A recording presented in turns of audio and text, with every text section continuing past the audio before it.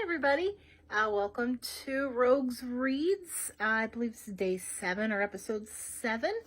Sometimes I put the books in the shot so I know which book club these videos are for, so I don't get them mixed up since I record several at once. Let's see. Oh, Daisy Ray's taking a nap up there behind me. She's worn out, I guess. You know, having me home with her all day is exhausting. Oh, I gotta go this way. Here's our host, who you can see is not very enthusiastic today. He's also taking a nap. Hi, Rogue. Yeah, he's going to wake up a little bit for a head scratch. And he's hanging out, taking a nap with his buddy Griffin.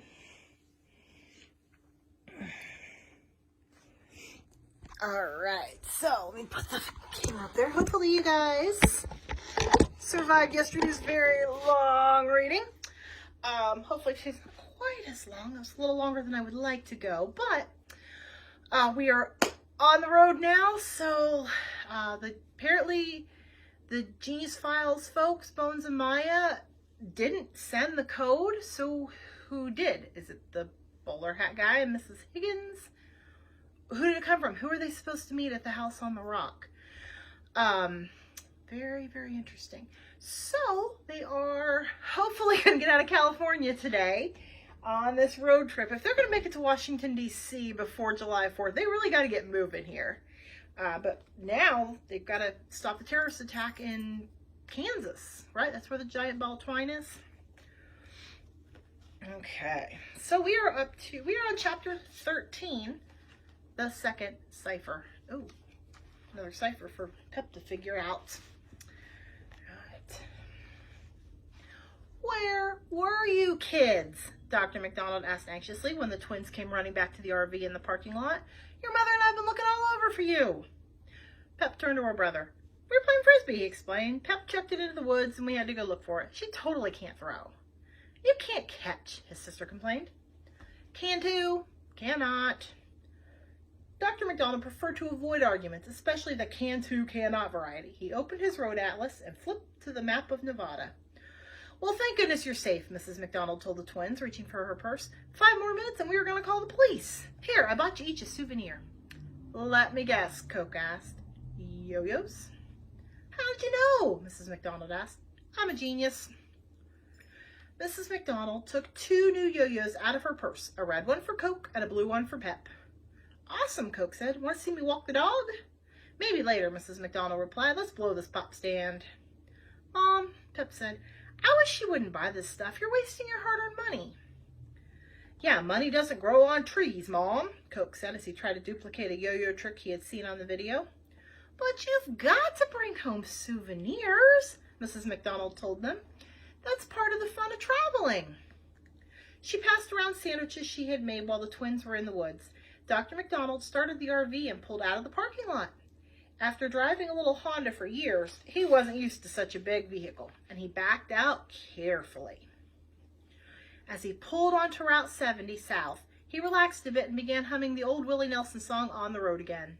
And it wasn't long before they had merged back onto I-80 heading east. I was looking at the map, Dr. McDonald told the family after they had been on the road for a little while. Lake Tahoe is only about an hour from here. That might be a good place for us to stop for the night. Maybe we can even stay a day or two. We could go swimming or kayaking. Have some fun, you know.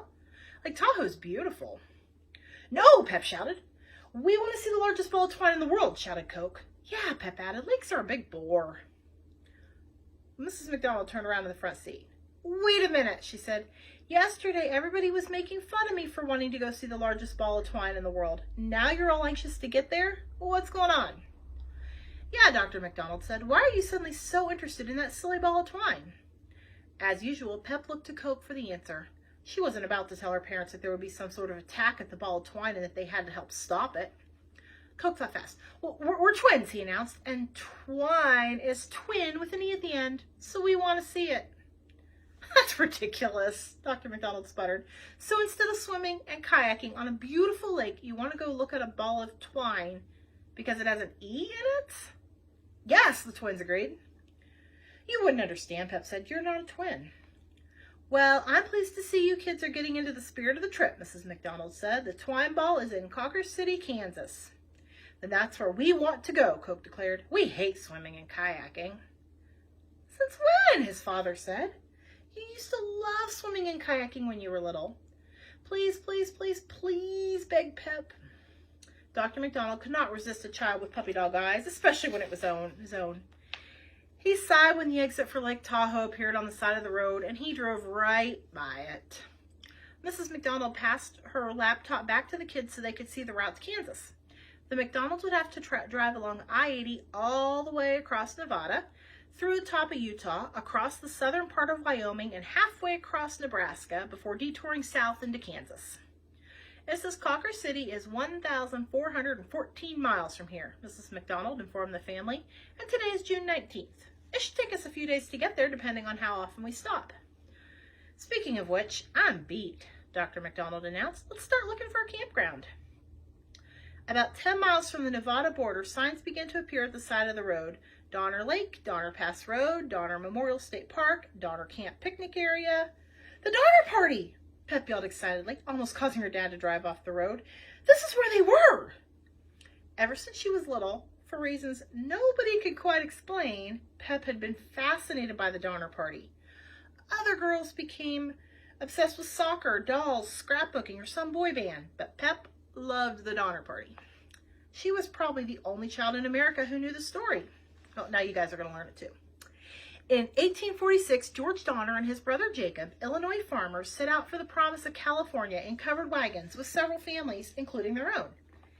They took a shortcut that turned out to be a longer route, hit bad weather, ran out of food, and resorted to cannibalism.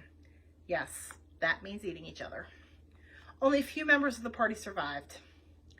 Some party, huh? Dr. McDonald spotted a sign for a campground in the town of Truckee, California, so he pulled off the highway. Maybe they have a Donner Party museum here, Pep said hopefully. Donner Party museum? Coke said, snorting. Are you kidding? Nobody's going to make a museum about a bunch of cannibals. Why not? Pep asked. Somebody made a museum about a bunch of yo-yos. Somebody made a museum about a bunch of Pez dispensers. Why not a museum devoted to the memory of the Donner Party? And that's when they saw a sign at the side of the road. There's the sign. Visit the Donner Party exhibit at the Emigrant Trail Museum. Pep was right, there is a museum. See, Pep hollered, they do have a Donner Party museum. Can we go there? Please, Dad. Please, please, please. Dr. McDonald pulled into the Donner Memorial State Park and found the museum parking lot. It is historical, I suppose. I might be able to use this on Amazing But True, Mrs. McDonald added. I can imagine the souvenirs they sell in the gift shop, Coke remarked. Do you think it has a meat department?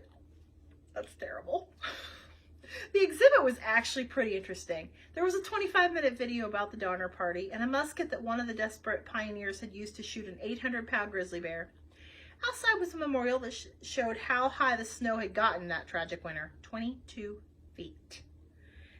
I'm not entirely sure that museum was appropriate for children, Mrs. McDonald said when the children piled back inside the RV. The Donner Party were heroes, Pep said. They did what they had to survive. Yeah, lighten up, Mom, Coke agreed. Cannibals are cool. I don't know about that. It was educational, Dr. McDonald admitted. Because of what happened to the Donner Party, Californians sent relief teams with food and water for people who were heading west during the gold rush a couple years later. So in the long run, they saved a lot of lives. After a few wrong turns, the McDonalds found a campground where they could spend the night. They had driven more than 200 miles, almost all the way across California. Mrs. McDonald baked some freeze-dried chicken in the RV's little microwave oven, and the family eagerly wolfed it down while sitting at a picnic table next to their campsite. Do you want me to do a dump here, Dad? Coke asked, remembering that his chore for the trip was to empty the holding tank below the toilet. Ew, I would not want that job. Nah, we can wait a few days for that, Dr. McDonald replied. Let the tank fill up a little. It was a simple campground. Once the sun went down, there wasn't a whole lot to do. Without any wood to make a campfire, the McDonalds climbed into their 4 sleeping nooks and curled up with books, and one by one, they dropped off to sleep. Around 3 o'clock in the morning, a man wearing a black suit and a bowler hat tiptoed over to the RV. He had a piece of paper with him, about 3 inches by 7 inches. She carefully slipped under the left windshield wiper. Then he crept away silently in the night. And this is what it said on the paper. Oh, we got another cipher. I will type that all out and put it in the comments so that you guys can see it. And this one was, I'm going to back a page here. There's another one in the gutter of the book. So I will type those up so you guys can try to figure them out. That'll be one of our activities for today, is to try to figure out those codes. And it was one of the bowler guys. So apparently the bad guys are following them. That's kind of scary. Chapter 14, The Singing Sand. The twins woke up the next morning, June 20th, to hear their father ranting to nobody in particular. "A ticket?" Dr. McDonald bellowed. "I can't believe the cops gave me a parking ticket in a campground. That's un-American." Coke buried his face in his pillow and tried to go back to sleep. When Dr. McDonald went outside and peeled the ticket off the windshield, he realized it wasn't a ticket at all. No ticket would say. There's our cipher. "What do you make of this, Bridge?" he said. "It's not a ticket," Mrs. McDonald replied. "Maybe it's a new kind of Sudoku puzzle or some word game. It looks like some sort of a code." The word code, Pep and Coke bolted up from their bunks. If somebody left a message with a secret code on the windshield, it was meant for them, not their parents. Coke ran outside in his pajamas and bare feet to snatch the piece of paper out of his father's hand. He glanced at it for a few seconds, long enough to commit it to memory. Then he ripped up the paper and threw the pieces in the garbage can at the side of their campsite. "It's probably just some kids pulling a prank," he said. "So what's for breakfast? And what fabulous places are we going to visit today? Maybe a museum devoted to Mr. Potato Head?" "Oh, you'll see," his mother replied. "All I can tell you is this. It has something to do with singing." While the others got dressed and brushed their teeth over the little sink, Coke carefully rewrote the message from the windshield on a sheet of paper. Even people who have photographic memories know that photos fade in time. "Somebody left us another cipher," he confirmed to his sister while their parents prepared breakfast. "If it's anything like the last one, you should be able to solve it." Pep looked at the letters and then wrote them down in reverse order on her pad, the same way she did with the first cipher. This time the message didn't make any sense. It didn't look like anything English. "What's wrong?" Coke asked his sister after she'd been staring at the pad for 5 minutes. "Nothing," she replied. "It's just a different kind of cipher. Give me a little time. I'll crack it." When everyone had eaten and the dishes were washed, Dr. McDonald started the RV and jumped back onto I-80 heading east.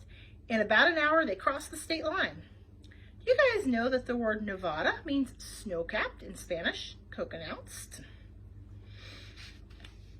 Yeah, so they finally made it out of California. "Very impressive," Mrs. McDonald said. "Thank you, Mr. Show-Off," said Pep.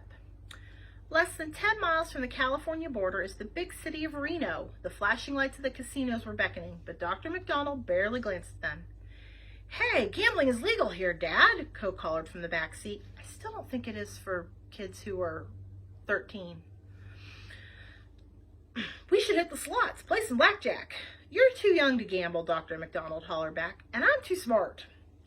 Coke shared a smile with his sister. They had been attacked by guys in golf carts with blowguns, jumped off a cliff, been locked in a burning school, and had had their heads stapled. But putting coins in a slot machine was considered too dangerous for kids. Go figure. As the buildings of Reno disappeared behind them, Pep worked feverishly on the cipher. She jumbled the letters on her pad every which way, trying to make sense of them, and she grew increasingly frustrated. The family continued east on I-80, and shortly after passing Wadsworth, Nevada, the road split. Mrs. McDonald instructed her husband to take the Reno Highway, which is also called Route 50 East. It wasn't long before they reached the town of Fallon, and a sign said, "Visit Sand Mountain, listen to the singing sand dunes." They had driven another 25 miles east when Mrs. McDonald suddenly shouted, "There it is!" In the distance, nestled between two mountain ranges, out in the middle of nowhere, was a gigantic mountain of sand. A beach at the edge of the ocean is no big deal, but a beach in the middle of Nevada was just plain strange. To make things even stranger, as the McDonalds got closer, they could hear the sand singing. Sand Mountain Recreation Area As famous that was because it gives off an odd, otherworldly moaning sound like the soundtrack to a horror movie. Dr. McDonald pulled onto a dirt road that brought them to the edge of the dune, and theirs was the only vehicle in the parking lot. Even the kids, who liked to pretend that nothing impressed them, climbed out of the RV to listen to the sand. A sign stuck in the ground read, "Take only photos, leave only footprints." That's a pretty good rule. The dune is 2 miles long and 600 feet high. There was no sign of a human being for miles around, but the sand was talking, singing, moaning. Pep felt goose pimples on her arms. This was a noise she had never heard before. "It sounds like somebody who's wounded," Dr. McDonald observed, "but not quite dead yet." "It's because of the size of the grains of sand and the way the grains bump into each other," said Coke, who had once read an article on the topic in a science magazine while he was getting his hair cut. Coke told the others that in order to sing, the grains of sand have to be very dry, round, and polished, and they have to move, either because of the wind or some geological force. There are 27 areas in the world where there are singing sand dunes, and only 4 of them are in the United States. "I don't like that sound," Pep said quietly. It's creepy." "I think it's marvelous," Mrs. McDonald gushed, reaching for her laptop. "I'm going to tell my readers all about it." "In that case, I'll be taking a snooze," Dr. McDonald said as he climbed into the RV and reclined the driver's seat back as far as it would go. "Hey, you want to hike up there?" Coke asked his sister. "I wonder what it sounds like at the top." "No thanks," Pep replied. "Come on, you afraid?" "No, I'm not afraid," Pep insisted. "I just don't want to." Coke proceeded to make chicken noises, which prompted Pep to start sprinting up the sand dune ahead of him. "Last one to the summit is a rotten egg," she yelled. "You kids have fun," Dr. McDonald yelled after them. "The old fogies will stay in the RV and listen to the sand singing from the parking lot." "Here," Mrs. McDonald said as she flipped a little glass jar to Coke. "Fill this with sand from the summit. There's no gift shop here. You gotta bring home a souvenir." He stuck the jar in his pocket and chased Pep up the steep slope of Sand Mountain. As the twins climbed, they could hear the pitch of the music change and feel the vibrations in their bones. It was an eerie feeling. Coke looked up in the sky for a plane. It was hard to believe that the sound he was hearing was made by the sand alone. It was still morning, but the surface was already hot. They could feel the sand through their sneakers. "We should have brought a water bottle," Pep said when they were halfway to the top, "and the Frisbee. This would be a good place to throw it." "I don't want to chase your wild throws all over this mountain," Coke replied. The sand was soft, and their feet sank into it with each step. They turned to wave at their parents down in the parking lot, but the RV was already a dot on the horizon. They were so far away. "I know this is going to sound crazy," Pep suddenly said, panting as she climbed. "But I have a feeling somebody is following us." "Oh, please," Coke replied. "Will you relax? How can somebody follow us? There's nobody around for miles. See? The parking lot's empty. Nobody's here but us."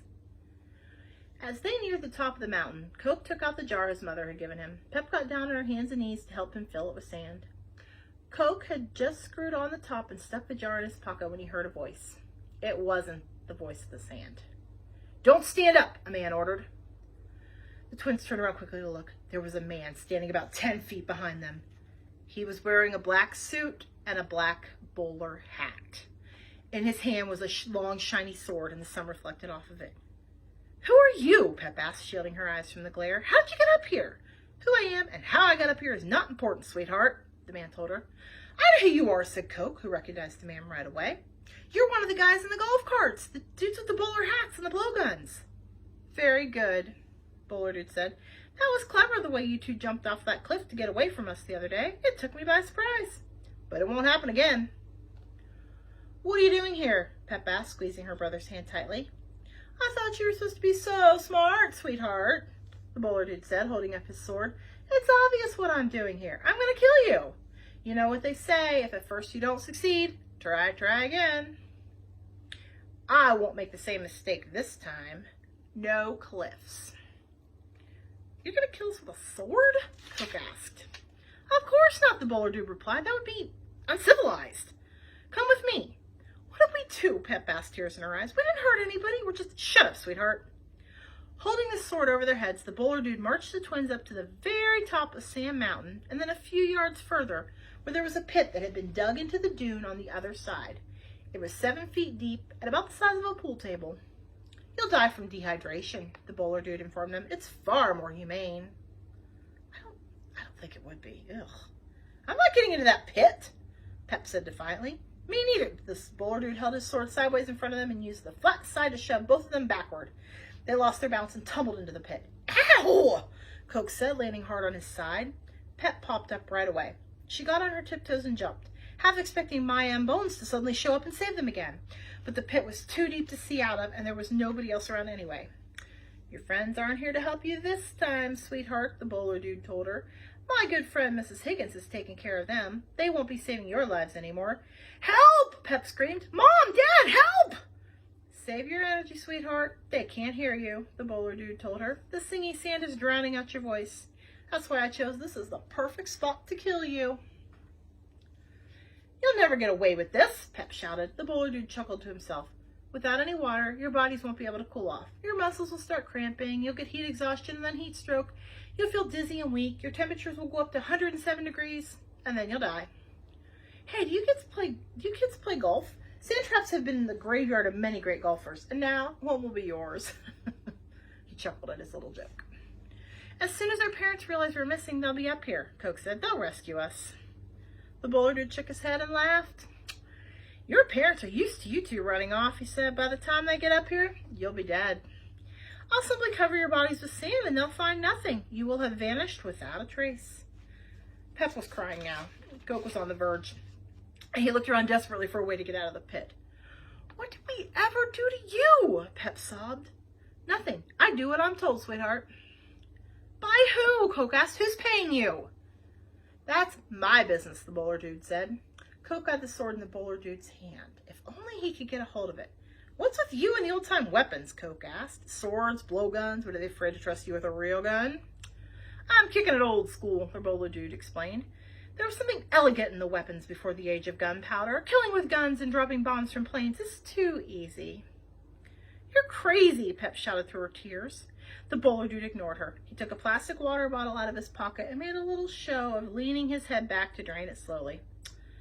Pretty hot up here today, eh? He said, tossing the empty bottle into the pit. Must be over 100 degrees. That's littering, Pep hollered at him. Don't you care about the environment? I don't think that should be our highest priority right now, Coke told his sister. Don't worry, the bottle will decompose in a few hundred years, the bowler dude told them. Around the same time they find your bones. Ha ha, they see life as the pits, but in your case, death turned out to be the pits. So long, kiddies. As he slid his sword into his belt and turned to walk away, Coke yelled, Wait! He realized that this assassin was, ironically, the only person who could save them. If the bowler dude left, there would be no way to get out of the pit. As long as they were talking, there was a chance to survive. Did you send us a coded message? Coke asked. Something about meeting you at a house on a rock? If I have something to say to you, I'll say it to your face, the bowler dude replied. I don't send secret messages. Now, is there anything else you request? I'm a busy man. Yeah, Coke said. You can help us out of this pit. We're kind of stuck down here. The bowler dude laughed and clapped his hands. I like that, he said. You retain a sense of humor, even as you were going to die. I'm sure that we would have become friends if I hadn't had to kill you. Ha ha ha. I told you we should have brought the frisbee, Pep said to her brother. Yeah, a lot of good that would have done. We could have thrown it at him, Pep said, or something. Coke was going to insult his sister's frisbee skills, but she had given him an idea. As the bowler dude turned to walk away again, Coke reached into his pocket. He pulled out the jar of sand he had collected for his mother. It was his only chance. He reared back, wound up, and heaved it at the bowler dude. The jar hit him directly on the back of the head. The bowler dude let out a brief yelp of pain and staggered backward a step. There was blood running down his neck. He went to put a hand on the wound, but it never got there. His knees buckled, and he fell backward and slid headfirst into the pit next to the McDonald twins. Good throw, Pep hollered. Quick, grab his sword, Coke said. Coke was about to punch the bowler dude, but there was no need. He was out. The blow to the back of the head, combined with the fall into the pit, had knocked him unconscious. Pep grabbed the sword just to be on the safe side. Do you think he's dead? She asked. What am I, a doctor? Coke said. Who cares if he's dead? Let's get out of here. There was just one problem. They couldn't climb out. The pit was too deep. When they tried to grab a hold of the side and pull themselves up, they just got handfuls of sand. They tried making a foothold with their hands. They tried using the bowler dude's unconscious body as a step.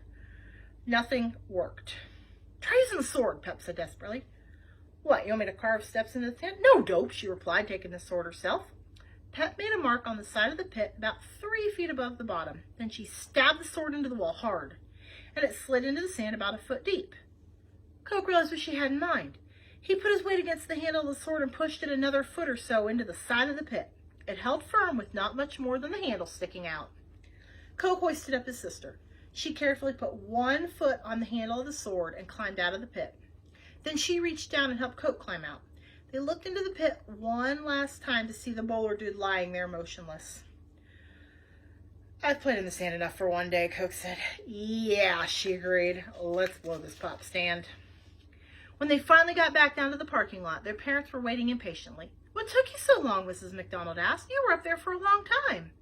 "Did you kids have fun?" Dr. McDonald asked. "What was it like up there? Did it sound different?" "It was scary, Mom," Pep said. "Real scary." "Did you remember to fill the jar with sand?" Mrs. McDonald asked. Yeah," Coke replied weakly. "So where is it?" "I guess I left it up there," Coke said honestly. "How could you leave it there?" his mother asked, exasperated. "What is your problem? I swear, I can't understand you kids. I don't ask a lot. I ask you to do one simple thing." "Can we just get out of here?" Pep requested. She wasn't about to tell her mother that they had used her souvenir to bonk a guy on the head and very possibly kill him. They piled back into the RV and drove away, serenaded by the sound of the singing sand in the distance. And that's our stopping point for today.